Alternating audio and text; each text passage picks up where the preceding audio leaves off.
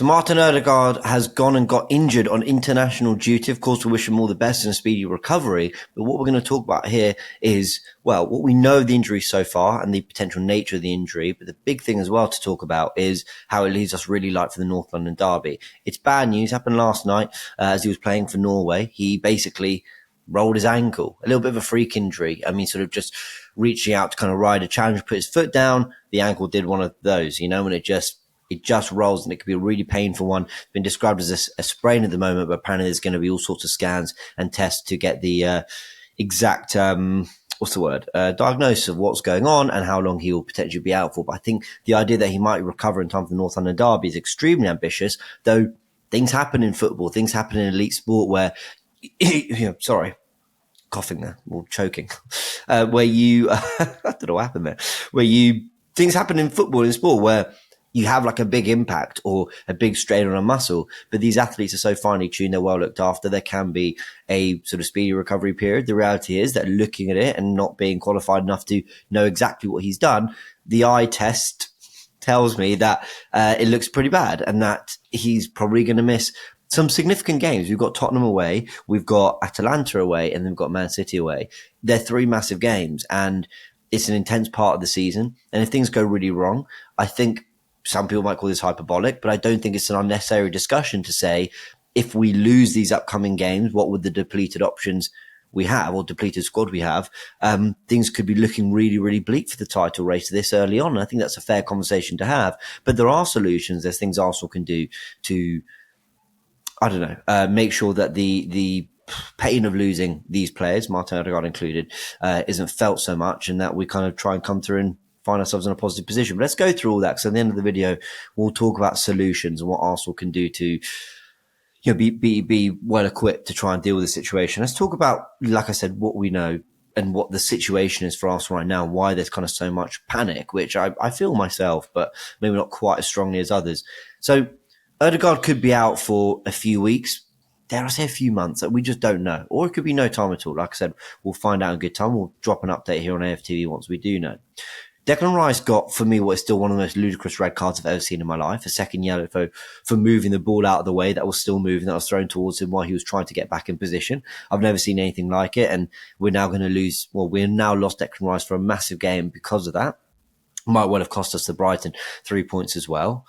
And then Marino, of course, again, a freak incident. He's gone up for a challenge, and I think it was confirmed, but I mean, forgive me if I got this wrong, but it was confirmed that it was in a sort of challenge with Gabriel Magalhaes, who's 6'4", he's no small guy, has landed on him, and that's a shoulder injury that's going to keep him out for 2 months. So I think while we haven't seen Marino kick a ball for Arsenal, I think it's a fair assumption with the squad role Jorginho's had since he's arrived, with Partey's injury record. I think it's a very fair assumption that Marino is in our best midfield three, and we're going to, be missing that from the North London derby. So we have to get creative.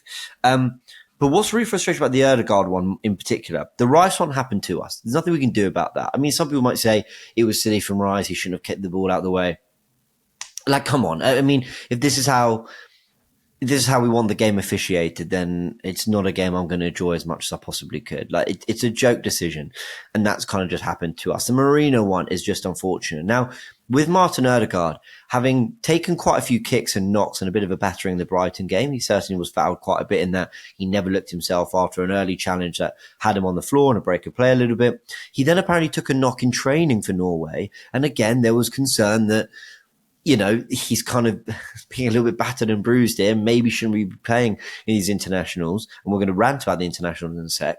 But then he goes and plays anyway. He's already played a full 90 for Norway, and he gets injured again. Now, that injury that's happened, you've all seen the footage, I imagine, of the twisting of the ankle. That could have happened at any point. That could have happened when he was, playing his best football, feeling at his very best, top levels of fitness. It could have happened. But the reality is as well, we're in a situation where if players are having sort of slight knocks and injuries here, there and everywhere, you just think, let's not risk it because your body's not primed to be going out and playing football. I mean, I think that's a fair assumption to make. Again, having never obviously done physiotherapy or anything like that, I just think it's kind of ridiculous that Ødegaard was allowed to play, but I understand that he will want to wear the armband. He will want to be playing for Norway, and that it will mean a lot to play for his country. So I understand why maybe if he declares himself fit and is fine to play, it's kind of difficult for Arsenal to do too much about that, but maybe we need to get more ruthless about it too. I do think the international break is a genuine joke. Like, why do we have this international break 3 weeks into the season? It could easily be left to October, let them play 2 months of the season, and then you let them go for maybe an even more extended international break. Maybe you let them play longer, and then there's, a better, I mean, sure, that's better for footballers, right? That I know it's frustrating for us. We wouldn't want 3 weeks of no, Premier League football. I understand that, but you kind of have to stomach that with the kind of winter break FA Cup sort of games anyway. That's in around January, February. But why not just have a situation in which you just let them play flat out and then they come back and they spend a little bit more time with their nations anyway, and the players who aren't playing get a little bit more of an extended rest? Maybe that's a solution, but I just don't see how 3 games into the Premier League season and, the domestic campaigns going on around Europe and the world, that we need international breaks right now. It just feels absolutely ludicrous to me, especially when we've just had a major tournament. So I hate it. I don't think it should exist. And I just think when you're asking players to come back from a tournament, then try get fit for the Premier League season, then kick things off in the Premier League and then go back on international duty, I think it's fair I think it's fair. I understand that they've got luxurious environment to train and play and look after themselves. But I also don't think that sounds like a particularly, efficient way of looking after these players, when I'm sure there could be other solutions if we really wanted to look for those. So frustrating on that front too. And I do think the international break's a bit of a joke. So I've got my list of things to talk about. What we talked about? Ødegaard, the international break. It's sort of sparked up other conversations. We'll talk about this, the transfer market and solutions for Tottenham. Basically, it's thrown up a lot of frustration around whether Arsenal should and could have done more in the transfer window. My position has always been we didn't do enough. We didn't leave it all out there. I don't think Raya for 30 million, we spent it this summer, but it's a purchase from last summer. So in terms of additions for this summer, we spent 70 million. That doesn't scream ambitious to me. It doesn't feel like we did everything we could. I still don't understand why an Eze wasn't an option we could or should have gone for. I still don't understand why Pedro Neto was an option we could or should have gone for. But I do think we've ended up with a squad that Arteta trusts a little bit more, in terms of the amount of players he trusts, even if the squad altogether is probably smaller. And now there's pressure on the likes of Waneri to step up and show us why. And actually, sorry, there's not pressure on Waneri. Let me rephrase that. There's pressure on Arteta and Edu and everyone involved in squad building to show us that the players that are behind Ødegaard, therefore Waneri, or Havertz in midfield or Trossard in midfield, whatever your option is going to be, there's pressure on them to get something out of these players to deliver in Ødegaard's absence and the other players' absence, because a lot of people felt that letting Smith Rowe and Vieira go without replacing them was, some people use the word negligent. And I think if these players aren't up to standard, okay, no one's going to be Martin Ødegaard stepping in.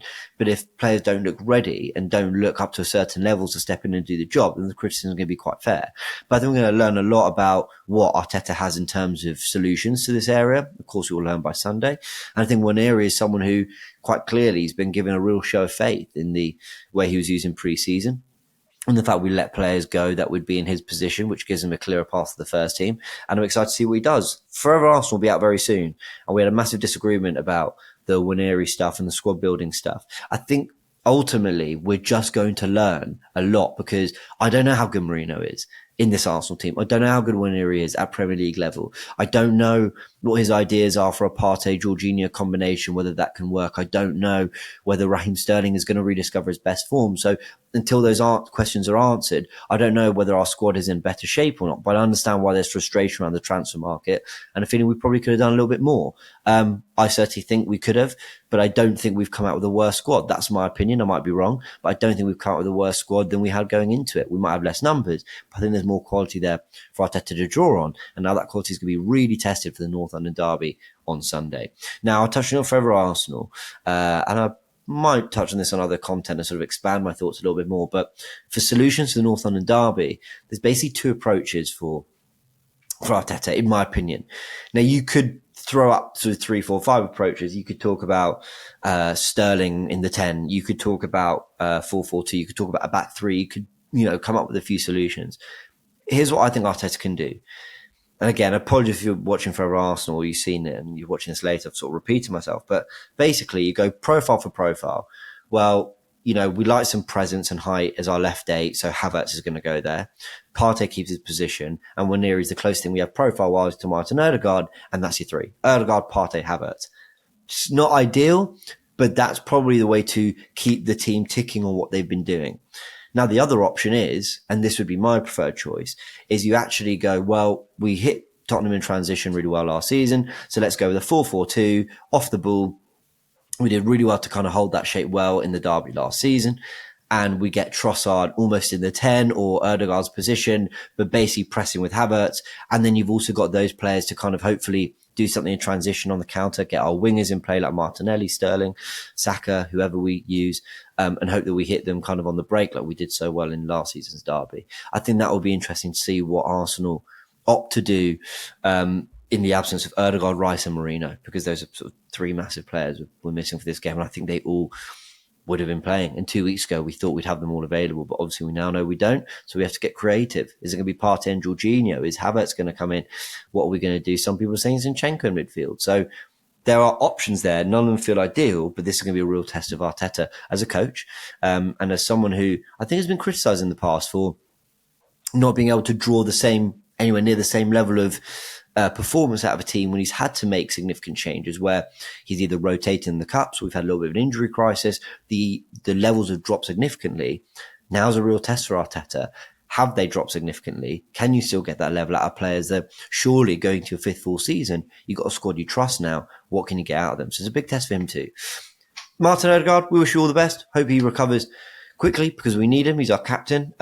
He's a terrific player. And I think this is a season where by the end of it, it will be indisputable that he's a world-class player, but we need him on the pitch to prove that. Hopefully he's back soon. Hopefully it's something too serious. But it's just so, I think it's just so unlikely he plays the North London derby, but I hope I'm wrong, and I might be wrong. Let me know your thoughts in the comment section below. What would your solutions be for the North London derby? What would your midfield be? What are your predictions for the game? I'd love to know that too, but of course we'll be discussing it all throughout the week as more news comes through about the injuries, the availability of players in the squad, like Calafiori, of course, has been sent home early from Italy. Let's just hope we have these players back soon because they're going to be quite crucial, aren't they? You know, they're big players who we needed for these big games in particular, and Tottenham away, City away. I have them as probably the two biggest away games we're going to have of the season. We have them back to back, and we are missing big players for those games. But yeah, let's see. Everyone, big thanks. Catch you very soon.